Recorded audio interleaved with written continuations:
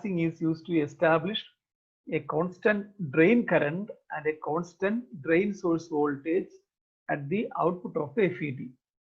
So the operating point of an FET is the drain source voltage VDS and the drain current ID. So in a fixed bias circuit, there are two power supplies, a positive power supply plus VDD and a negative power supply minus VGG.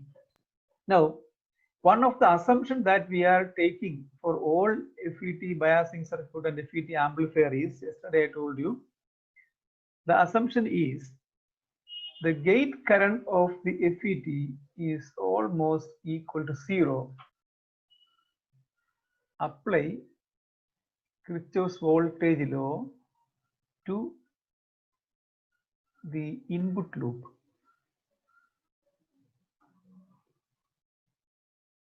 Plus so VGG plus IGRG plus VGS equal to 0, because IG, the gate current, is taken as 0.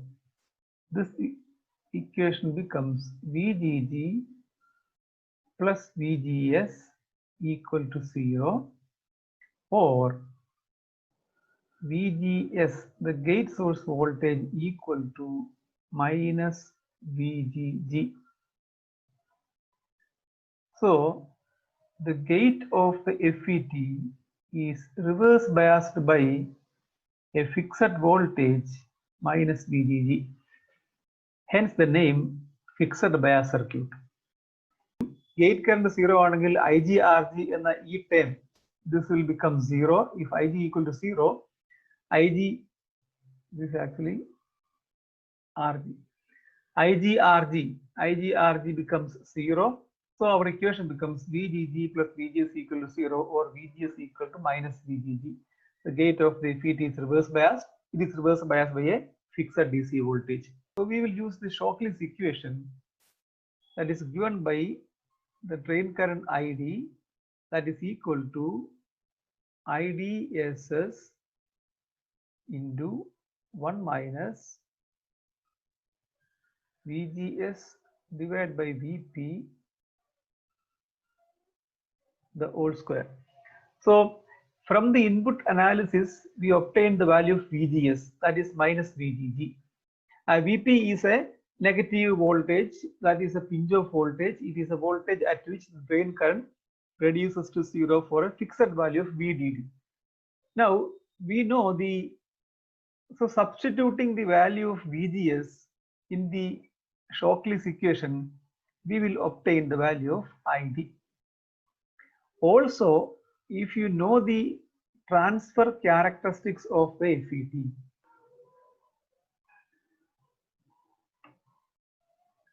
okay, so from the this is the pinch-off voltage, this voltage at which the drain current reduces to 0. Now, because the gate source is reverse biased by a fixed voltage, let us say that voltage is here, minus VGG. This is our fixed voltage. So if you draw a straight line, right, so this is your ID. So either from the transfer characteristics or from the Shockley's equation, you can deduce the value of drain current. We will apply KVL, Kirchhoff's voltage law, to the output loop.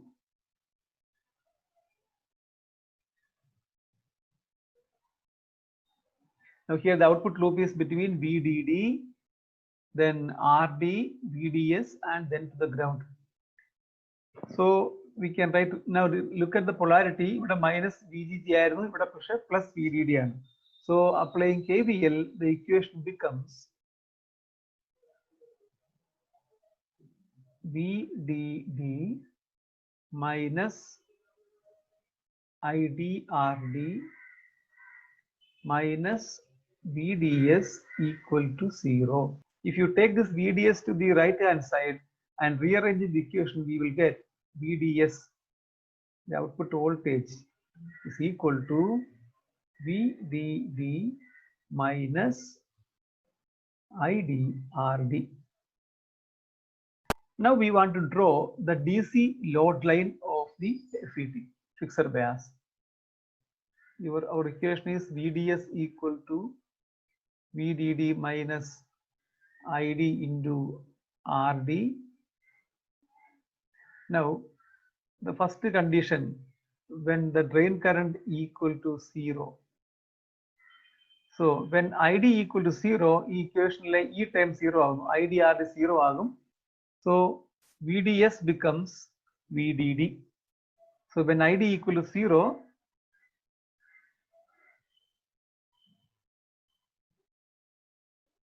VDS is equal to VDD.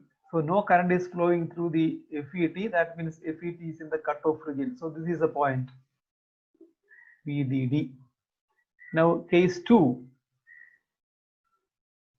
when VDS equal to 0, then the boundary condition. When VDS equal to 0 and applying the above in the above equation, we get 0 equal to VDD minus IDRD. So you can write IDRD equal to VDD, or the drain current, this current we call it as ID maximum, because that is the maximum current that can provide the above circuit, that is given by VDD divided by RD. So in the load line, we get the second point, that is here. This is our ID maximum. So DC load line is a graph. It's a straight line connecting between the 2 points. DC load line of the fixed bias circuit connecting between ID maximum and the VDD, and the operating point is usually selected at the middle of the DC load line, and VGS will be equal to VGG.